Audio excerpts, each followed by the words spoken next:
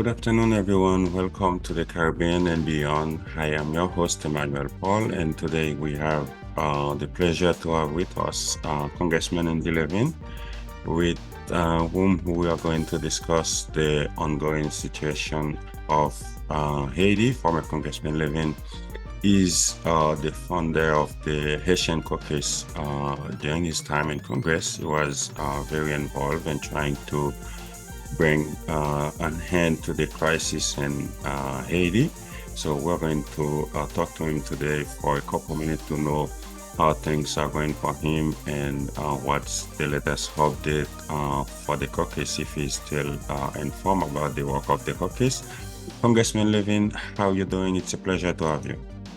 Hey, Emmanuel, it's great to see you. I'm doing great. Happy 2024. I hope Thank it's a better year. Thank you. Thank you. Happy 2024 to you too. It's been a very long time.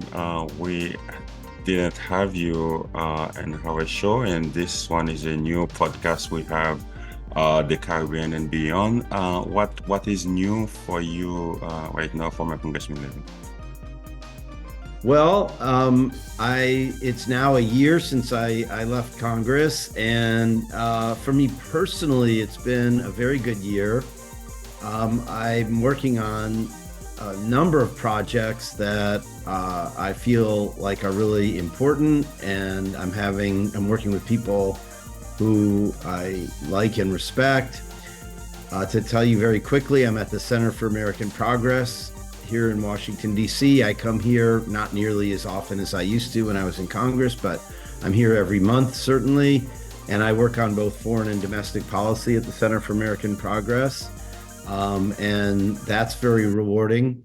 And then I have multiple projects back home in Michigan. I'm working with an environmental nonprofit to push our utilities to hurry up and close their coal plants and put big battery storage and solar facilities on those lands and rewild some of the land. They're always on a body of water, let people have nature trails and fish and bird watch and so forth. That's an interesting project. I'm working with another group to help encourage unions that represent fossil fuel workers. Think of workers on pipelines or in refineries or that kind of thing, power plants. Help those unions find their self-interest in the emerging clean energy economy, solar, geothermal, wind, battery storage.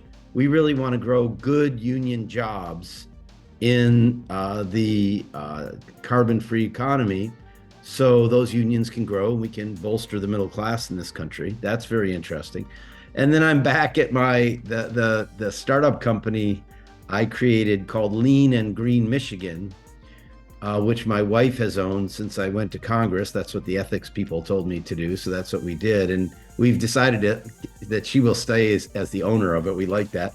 And she said, okay, get yourself back in here and help now that you're not in Congress. So I'm working on helping businesses and nonprofits to transform their buildings or build new buildings that are very much more energy efficient, new boilers, chillers, tinted windows, white roofs, green roofs, solar, any kind of technology that helps save the planet and helps save these businesses or nonprofits money by reducing their energy costs. So those are some of the things I'm working on. Any formal title at the Center for American Progress? Do you have any formal titles, or you just helping? At Center for American Progress? Yes. Yeah, I think my title is I'm a distinguished senior fellow. And I work with them I'll give you an example.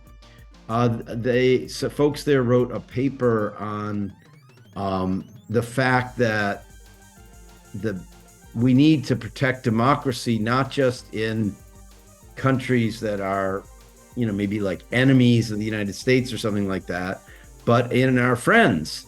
And they cited Mexico, India, and Israel.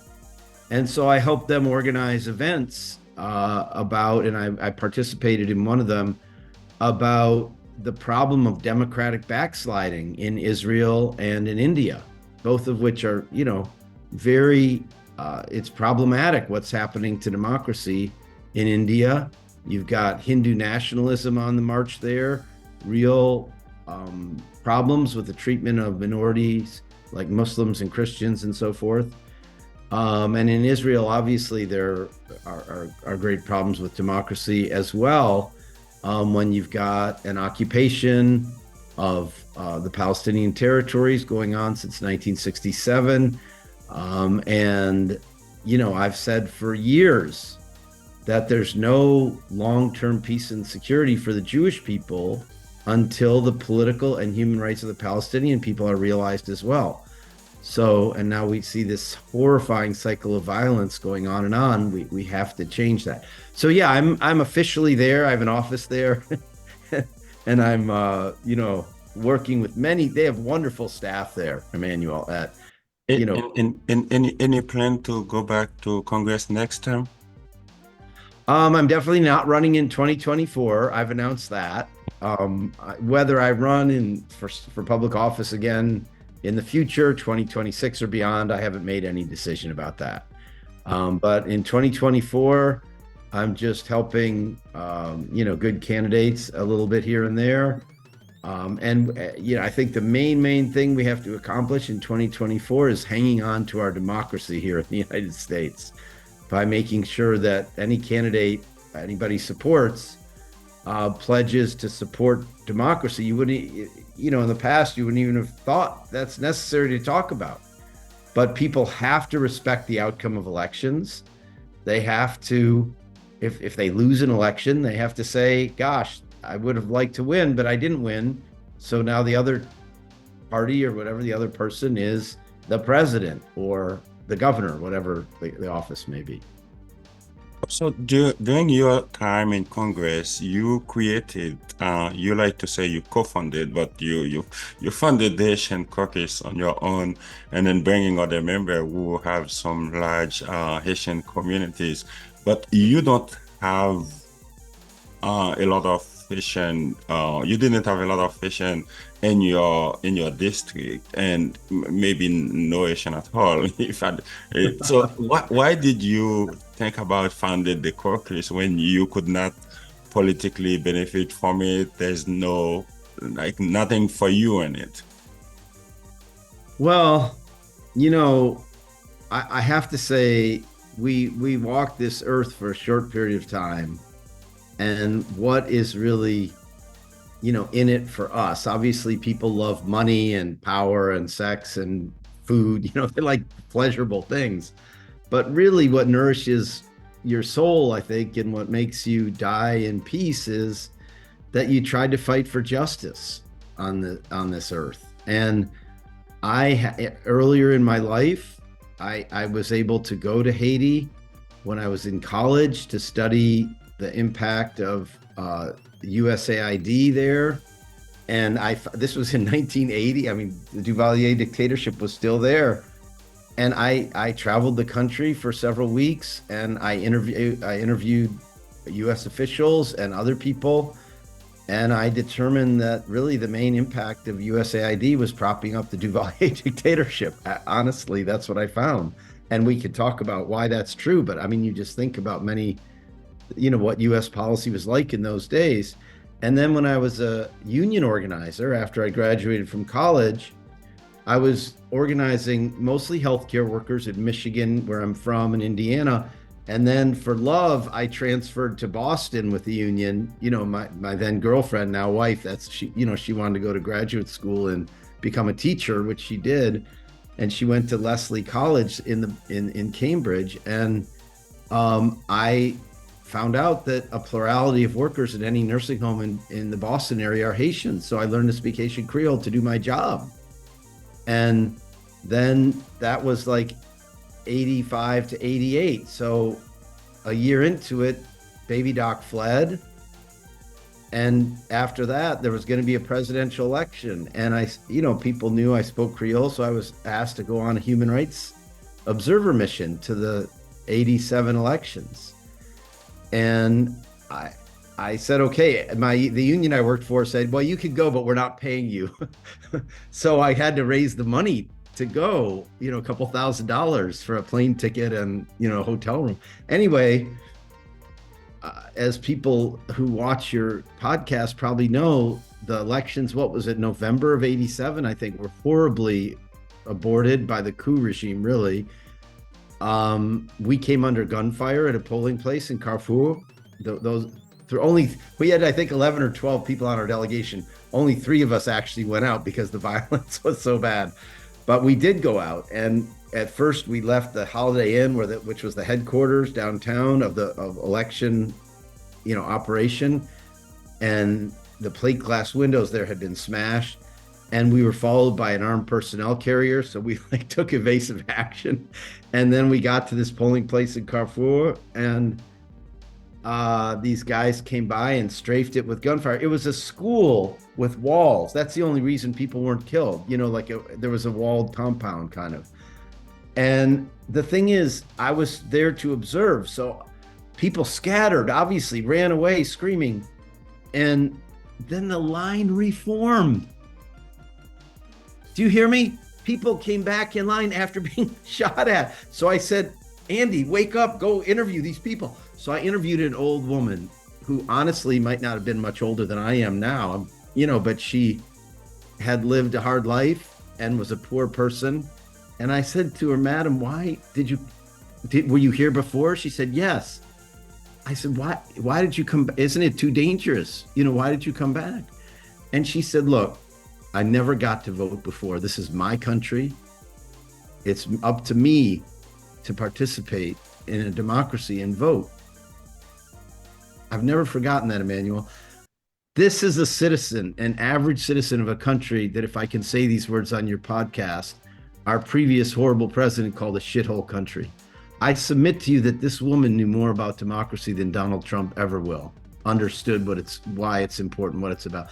So, and then when I went to law school, I was all involved in human rights, of course, and the human rights program at Harvard Law School. But right before I started, I started in September of 1991. So a month before I started, Jean-Bertrand Aristide was overthrown for the first time. So I found myself managing a whole bunch of law students doing asylum claims for Haitians fleeing their country, and I would do most of the interviews, but the other students did a lot of the paperwork. And back in those days, you could get asylum in this country, if you were fleeing persecution like that.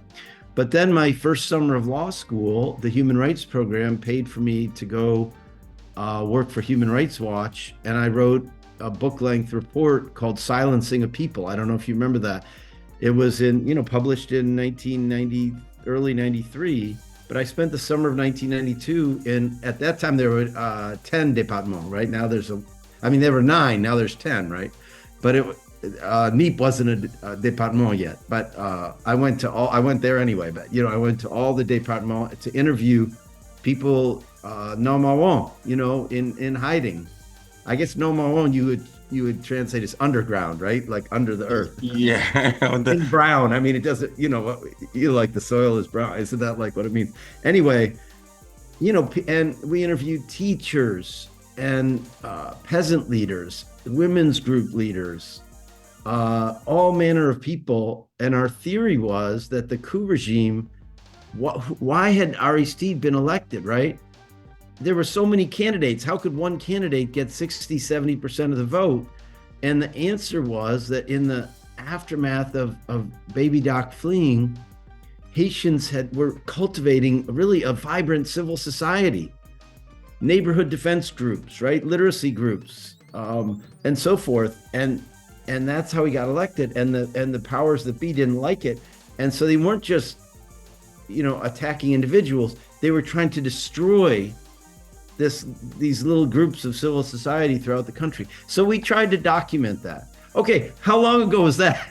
1992. So then I went to Congress, 02, 12, 25 years later in 2018, 2019, I started. And I hadn't been involved in Haiti, right? I have 4 kids. I worked in Michigan and in Washington. But of course, as soon as I got to Congress, I said, well, I got to get on the Foreign Affairs Committee. And I got on the Latin America subcommittee. And yes, I formed a Haiti caucus, which hadn't existed there was something like it many, many years ago in the House. But When Walter Fauntroy was the delegate from DC, I believe but he, but that, like you, yeah, what? but you were the only one in the caucus, like speaking some Asian Creole, even more than those with Asian origin, like Asian parents. Well, so But now but you can understand why I did it. It's because of my personal history, but it was very important to me. I want to emphasize that when I went out and I got a database of all the districts in the 435 districts in the House based on how many Haitian American residents they had, and I interviewed probably the top 30. I just spoke to them on the floor of the House. Like let's say you were in one of my colleagues. I said, "Oh, Representative Paul, you're like the 12th biggest district of Haitian Americans. I'm thinking of creating a Haiti caucus. What do you think? What's your interest?" And so I had an idea, right, that the Haitian diaspora is like half in Florida, and then the next most in New York, and then the next most in Massachusetts, and then it spreads out from there. But I thought, let me get a co-chair each from Florida, New York, and Massachusetts. My dear friend Ayanna Presley from Massachusetts was the obvious choice, both because we're close, and I knew she cared, but she represents the vast majority of Haitian Americans in Massachusetts. That's clear. New York, there were several choices, but Yvette Clarke was very interested. Obviously there's several districts with a lot of Haitian Americans in New York City area, but she was interested. And then in Florida, Val Demings didn't represent the most, but she was, very sophisticated about it actually, and interested. So that's how I came up with my three co-chairs. And I'm afraid it's not active like it was. But look, the Democrats don't control the House anymore. And yeah, yeah, I that that want to was give Greg that was Meeks. the next. Yeah, Sorry, go ahead. no, sorry about that. That was the next question I was going to ask. Do you have an idea how the caucus is working? But let me ask you, do you think the world has a moral problem? Like people like you who are doing things without any personal interest, so they don't have a more, bigger platform, like m money is dominating almost everything. Like see how Claudine Gay was like almost fired, I would say. Like she resigned from Harvard on the money pressure from other group who, threatened to, withdraw their support if she hasn't, uh, Yes. she made mistake in her testimony. But do you think like people who are doing such like great work like you are doing, they don't have a huge platform so people know what they are doing? It should be very easy for you to win any kind of election that you are running based on your track record of like human right defender. So do you think we have a moral problem in the world right now as it stands? Well, for sure. I mean, but that's not new. So if you think of people that you may respect throughout history, they were never backed by moneyed interests. Last I checked, Nelson Mandela was not, didn't achieve what he achieved because he had a lot of financial support. Mahatma Gandhi didn't, obviously, was in a similar situation. Martin Luther King, Malcolm X, many people who led change, the women who led the suffrage movement in the United States, some were wealthy, but many were not. And it certainly the moneyed interests weren't. I mean, literally, women were property under the law of the United States at that time. A woman, she had no bank account. I mean, women did not control money in the United States when they fought this, revolution that they should vote alongside men. So I think that progress has never been made because moneyed interests demanded it, and they've usually fought it. But you're absolutely right to point out that we have a bigger problem than that. We have to fight for a political order, a government structure where money does not play such an outsized role in determining who wins elections. The United States political system is badly broken in this way. I hope that doesn't make people cynical. It should make you want to fight for something better if you're in the United States, and the same in any other country. But the Supreme Court in our country has said that money equals speech. In other words, if you are a billionaire and I'm a regular person, and you want to put like $500 million into, which isn't very much for you, right? If you have $40 billion, I mean, what's 500 million? And you can put that money into an election cycle to try to control the election cycle. That's horrifying. That money doesn't equal speech. No. In a democracy, citizenship means one person, one vote. And okay, to fund campaigns, maybe a billionaire can have 2 or 3 times as much influence as me or something, but not infinite times. That's immoral. It's wrong. It's undemocratic, and we have to fight to change it. But money has always played too big a role in politics. Not always as bad as now, but always too much. And we did end slavery in the United States. We did have women's suffrage. We have achieved a lot of change. I mean, I'm Jewish. My house, still on my deed when I bought it, had language that said no blacks and no Jews could buy the house. It was crossed out. It's unconstitutional today. But as a society, we accomplished that, right? Jewish people can live where they want now. African Americans can live where they want now. That is big change, and we've accomplished these changes despite the flaws in our system. So there's a lot of problems in the world, so many problems. And Let's talk yeah, about the situation in Haiti right now. We're yeah. almost done. Have you inquired about how the situation is since you left Congress? There's been several delegation from OAS, from CARICOM, from State Department, but things hasn't really changed. Do you have some information like from a personal point of view how things are going? I have some information, but I want to tell you that when you leave Congress for 1 year, you're not allowed to talk to your former colleagues in the House or the Senate. And now that just ended, for me, on January 3rd, but that's only a week ago. So I haven't, talked to my former colleagues about it because I followed the law there. Now I guess I'm free to, so that's a good thing. But I certainly have followed the news about Haiti. I've certainly continued to talk to my friends in Haiti, my Haitian American friends, and I'm very, very, very concerned about the situation.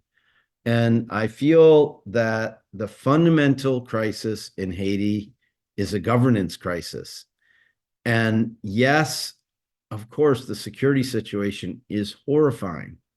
But in my personal view, Emmanuel, sending in foreign troops because of the security situation, as if that's going to fix things, gets it backwards.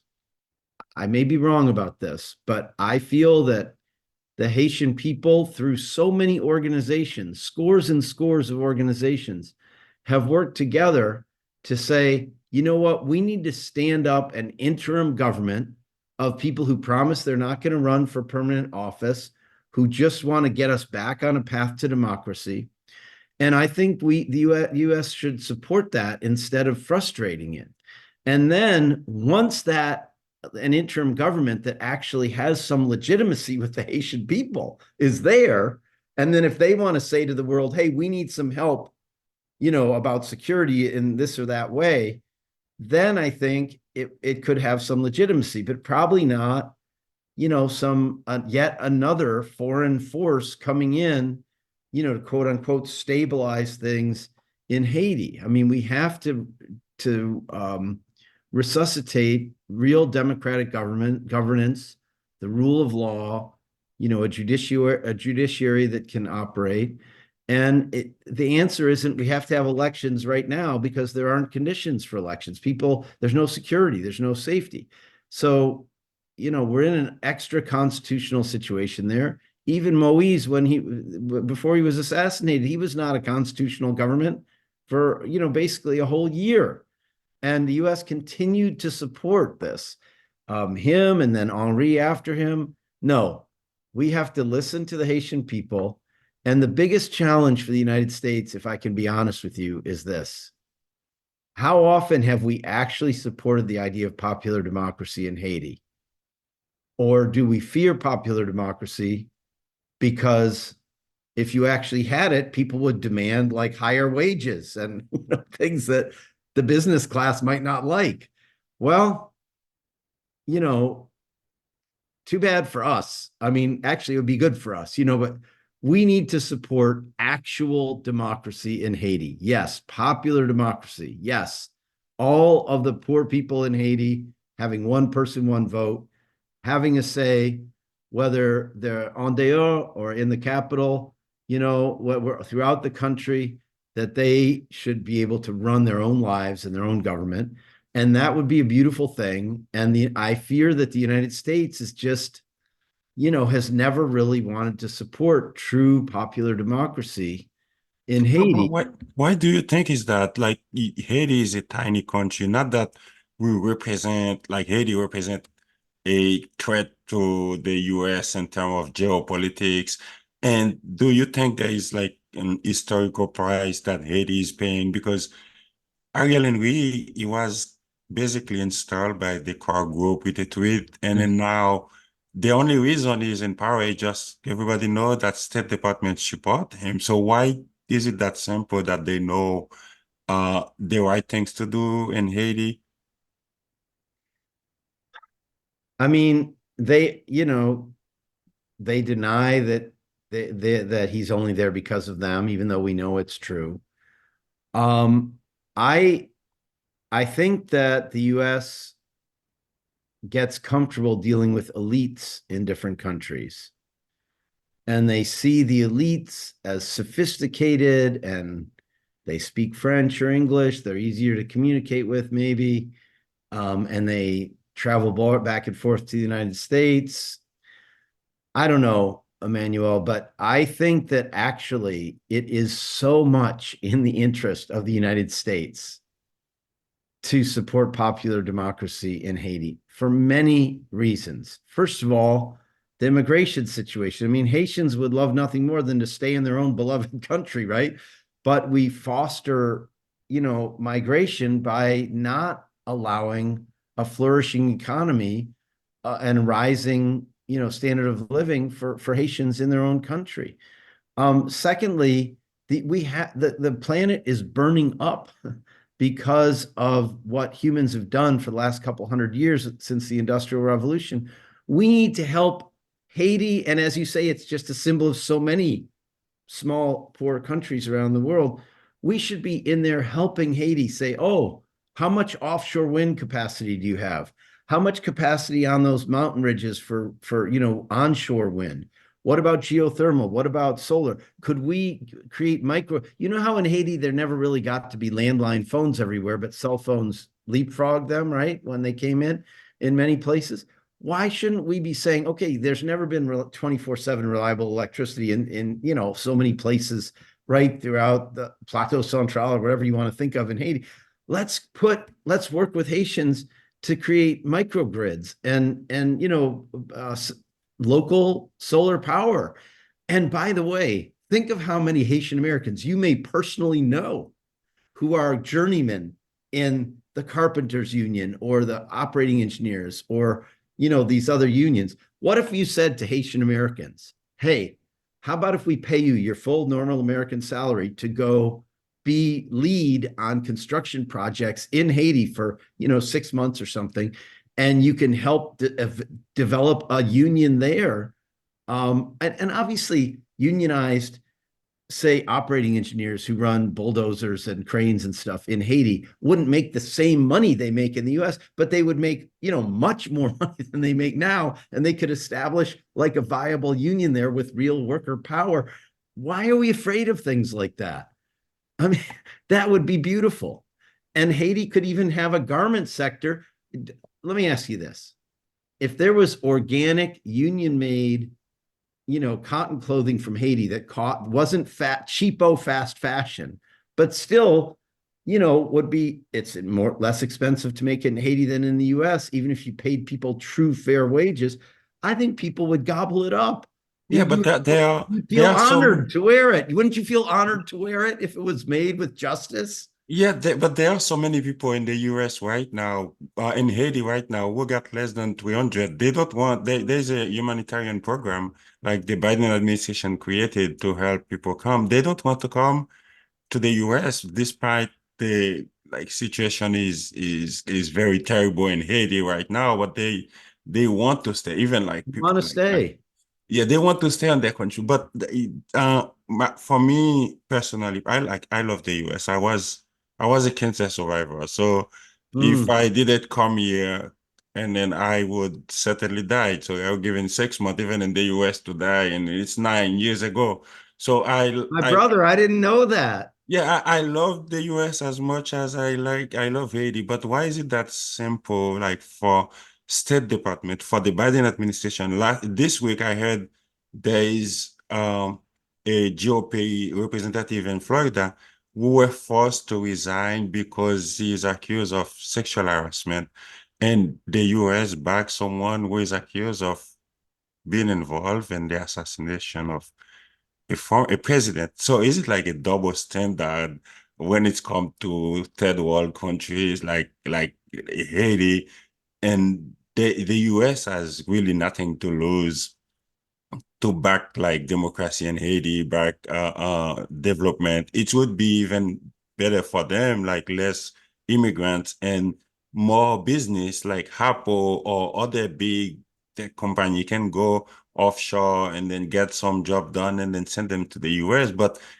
it's so simple for you and for me, but seems like a very complicated things for the United States. But I know your time is over, and then I am very happy for you taking over your time. Sorry about that, but No, that's okay. have I do have to you, go, but it's delightful to talk to yeah, you. have you I been miss our contacted? conversations when I Have you was in been Congress. contacted by the State Department or the Biden administration since you left about Haiti, a consultation to know what they should or should not do?